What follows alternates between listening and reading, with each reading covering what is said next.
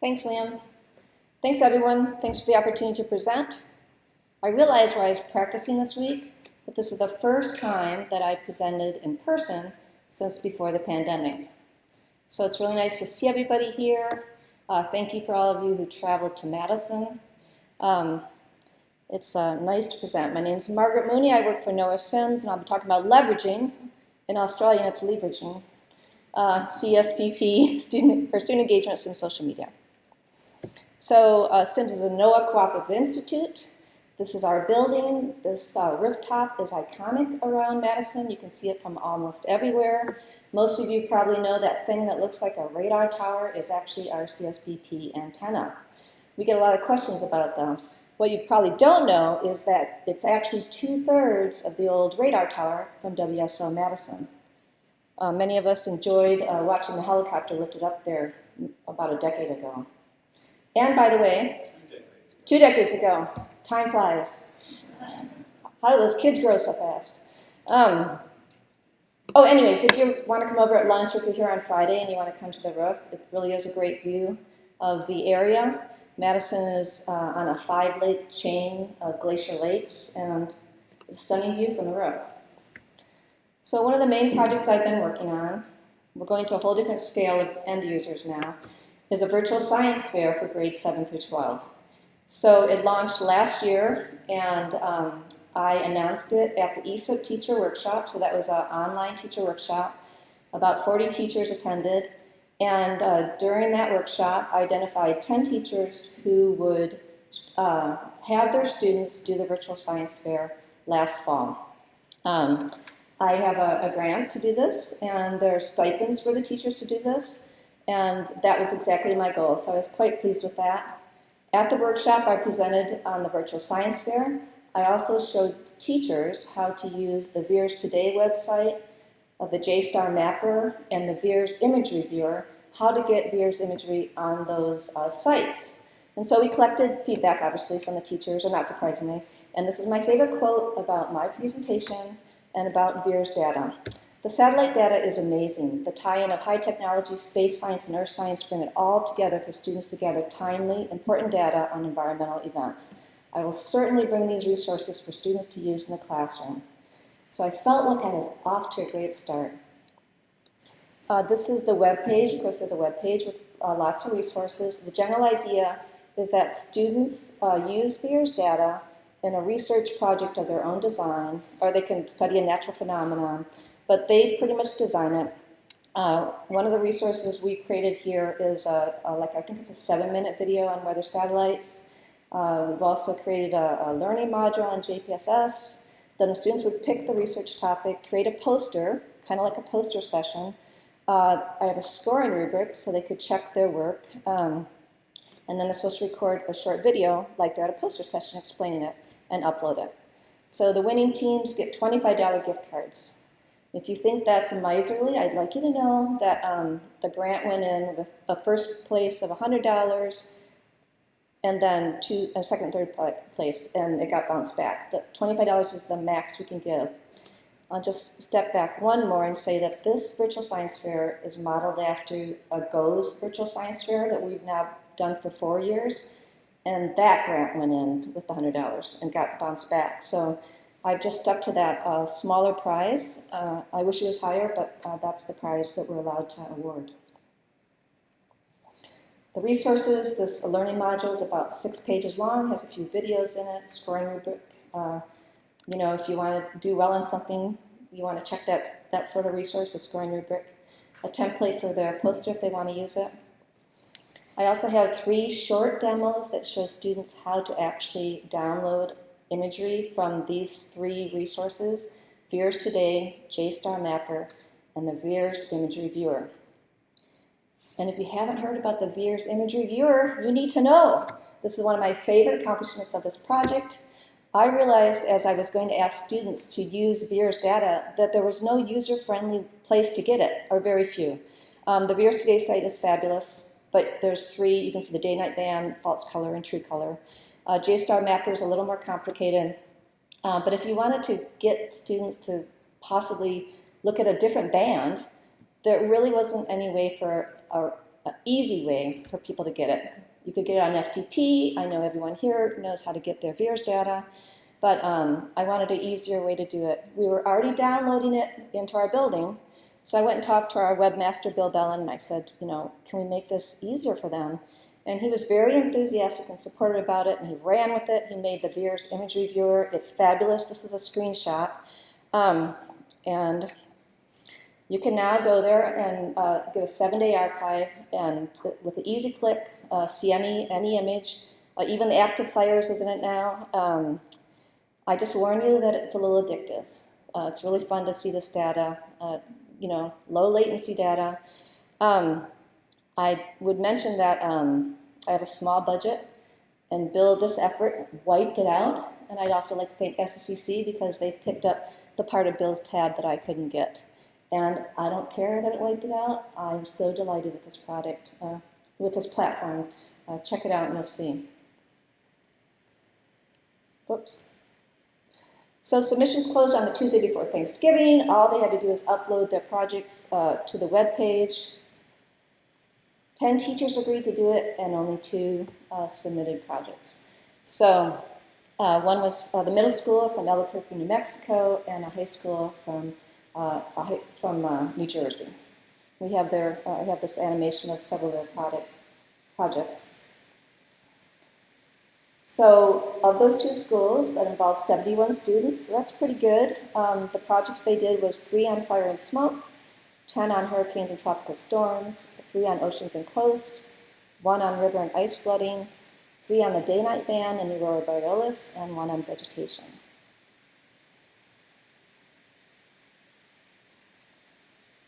The top high school project was the impact of climate change on hurricanes in the United States, and those students got the images from the VIERS Today website.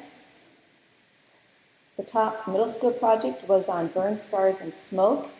Also got the images from the VIERS Today website. And an honorable mention on finding auroras in North America with CIMSS VIERS imagery viewer using the NOAA 20 satellite. And none of the middle school projects submitted a video. It's a requirement. It's in the scoring rubric, but they didn't bother to upload.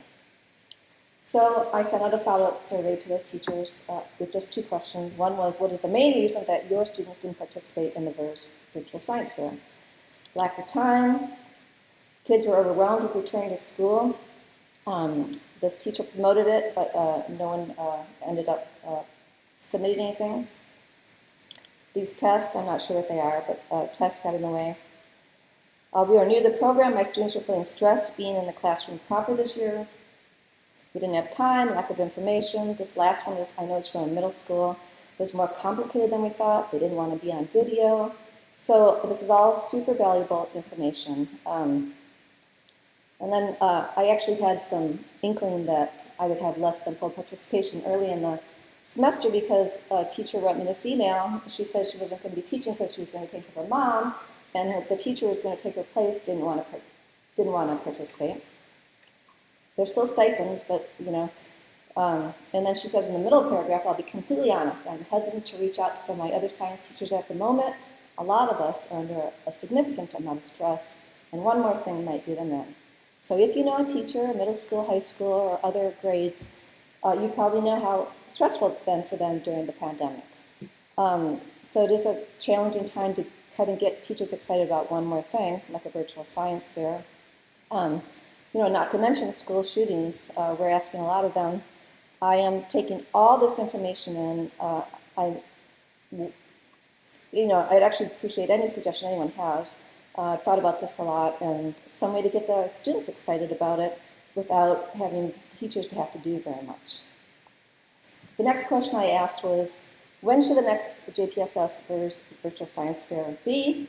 They could answer fall semester, spring semester, or the entire school year. And even though I asked this question, 5 said spring, 1 said fall, 3 said full school year, so obviously I'm just going to do it the whole school year. It's easier. The high school virtual science fair will be the same, but I'm going to make the middle school one much easier. As I mentioned, I have the GOES virtual science fair that ran this year, and I only got 1 middle school submission, and it was kind of from think, well, some private school, it was amazing, an amazing submission. But I think that in general, to get more students to participate, I'm just going to make the middle school one a little bit easier. And I'm just going to say something along the lines of describe a scene, interpret 2 or more viewers' images, and discuss how those bands or images help forecasters monitor that event. So we'll get them looking at data. So I'm segueing a teeny bit now to social media. If you have a Twitter account, there's analytics. And every month, a viewer's image comes into one of the top products. These are just some examples.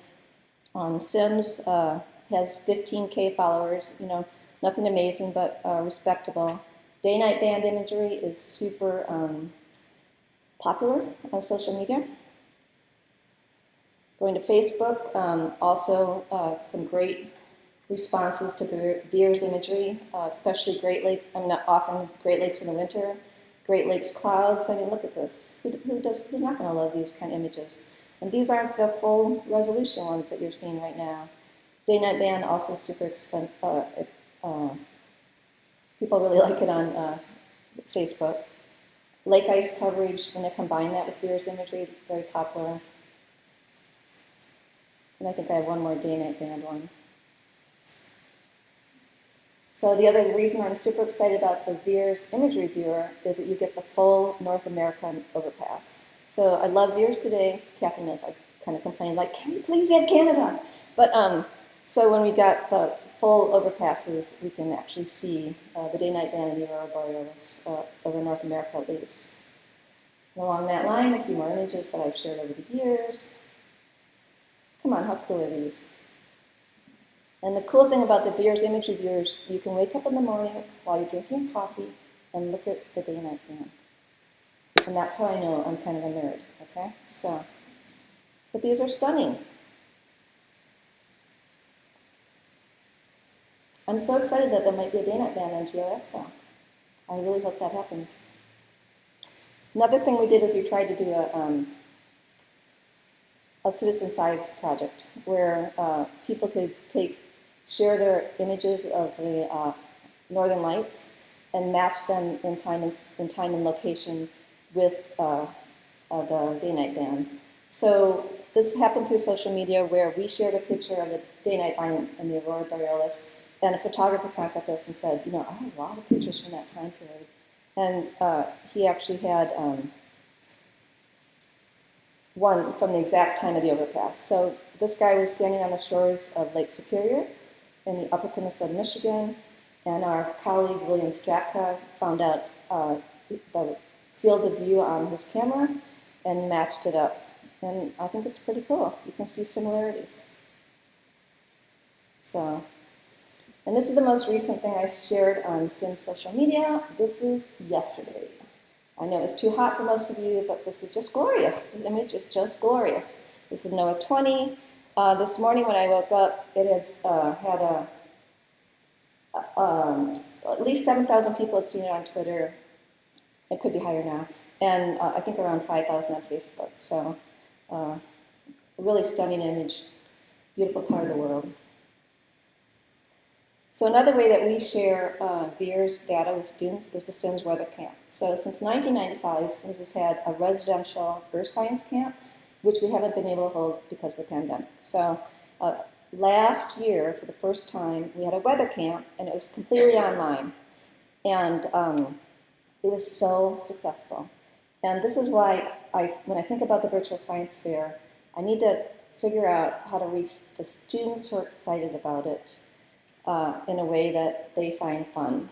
These students were very enthusiastic for the whole camp last year. We had we capped registration at 50, but about somewhere like 44 participated. And we share, of course, satellite. They have a whole session on satellite data. Scott Lindstrom did it last year, and we'll be doing it next week too. We have 55 students signed up for next week. But this screenshot is from last summer, and there was an amazing thunderstorm overnight, and Yeah, you can pretty much see, you can see the gravity waves and the lightning streaks. I mean, it was a stunning, there was enough moonlight to illuminate the whole anvil. Just a stunning image, and we'll do that again next week, depending on the weather. You know, we share whatever is cool about the weather. But this is another way that we get Veer's imagery into students' hands. The ESIP teacher workshop is in July.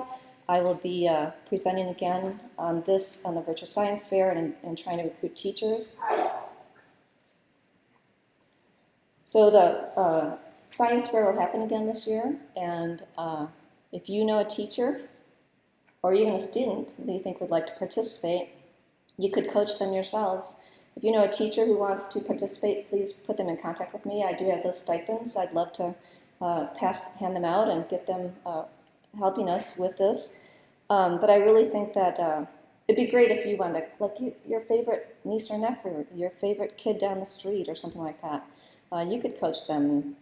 I know I did at one point a science club for my son and his friends, but there's little science clubs and they need projects. You could help them. So, I also would appreciate any suggestions you have to make the virtual science fair, to get more people engaged. Like one idea I had, we haven't been going to conferences, but what if somebody like Raytheon gave me some prizes for those top projects?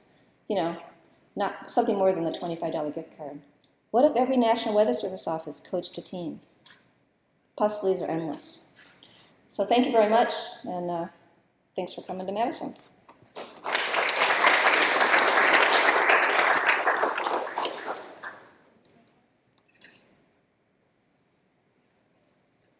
Thank you very much. Margaret? Do we have any questions for Margaret about education and student outreach? Oh, a bunch of questions. Maybe suggestions too. I was just wondering if you try to connect the satellite imagery used to specific standards of learning that the teachers may have to be teaching to. For your slide, one of them said that people were taking standardized tests. They couldn't be distracted, and maybe there's actually some standard of learning they have to hit, and this would be a perfect thing. Maybe you're already doing that. No, I haven't done that. That's a great suggestion, and I know what you're talking about. I think a lot of states have the same standards too. So that's a great suggestion, just even to identify it. Thank you.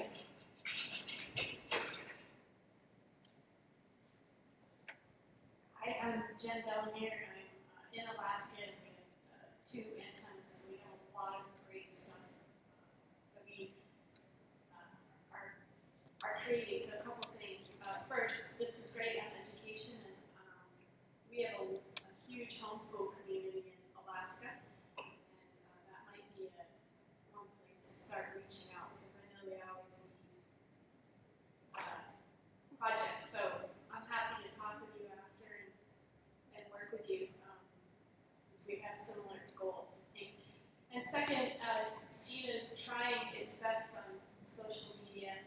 We're really making great strides, but I think coordinating a little bit more with the CIs. We notice if we tag one of the bigger operations, we'll get thousands of views versus just ourselves. So this is a very fascinating area, and it's just great. And Aurora images are by far our most popular.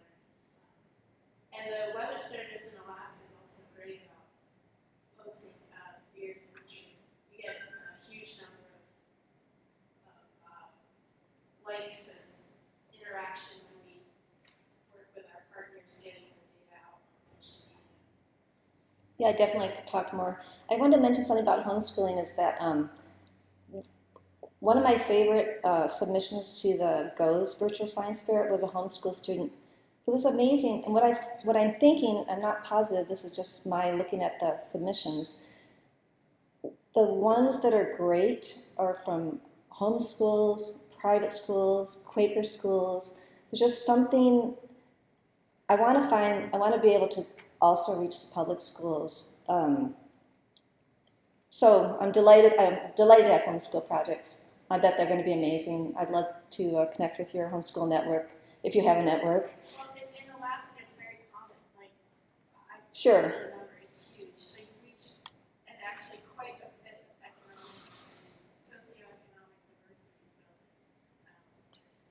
I'll be finding you. Thank you.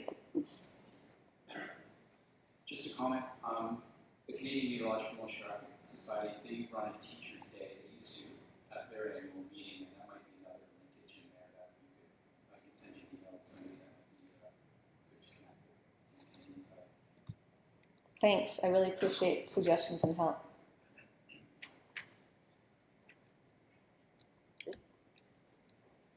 One more question. A short one. Oh, great presentation. First, you don't have to be limited to direct broadcast data. So all the full global data is available, you know, at Wisconsin too. Sensitivity. Because you said you were frustrated that the data didn't go far enough. Oh, no, Kathy knows what I'm talking about. The VIIRS Today site stops at the Canadian border, and so you can't ever see the aurora borealis. That's all I was kind of complaining about. Never noticed today you wanted a beard version? Yeah. Oh, you mean that? That's it. Oh, I thought maybe this was direct broadcasting. Oh, no, thanks. It's a feature. And I mean the way for the easy way for, you know, not people in this room to get the data.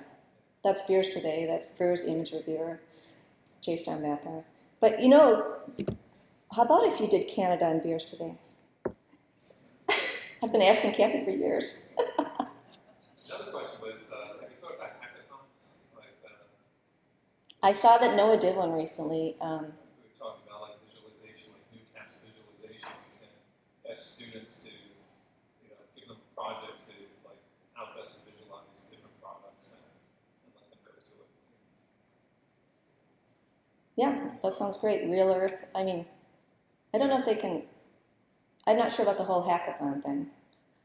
Yeah. It might be too hard. I mean, Too hard? might be. No, I mean, I couldn't do it. Not for college students, but I mean, maybe. No, I think students, high school students are pretty good at coding. So I think they would do it. Okay. All right, I might. Thank you. Thanks, Margaret. Thanks.